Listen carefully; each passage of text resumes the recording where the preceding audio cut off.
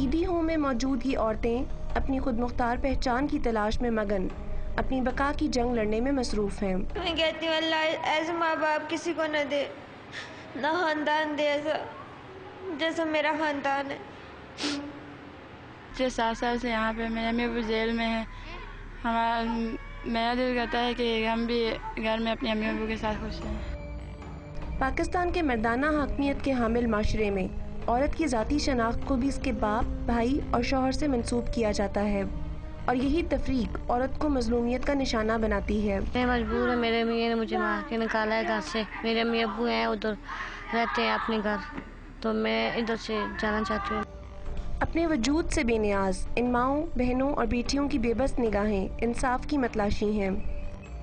گھریلو تشدد کے شکار ان خواتین کی یہ آرزو ہے کہ انہیں جھوٹی اناؤں کی صلیبوں پر نہ لٹکایا جائے۔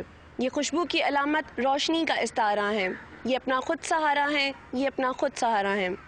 کیمرہ مین طلعت فاروق کے ساتھ تعظیم عمران، ڈان نیوز، اسلام آباد۔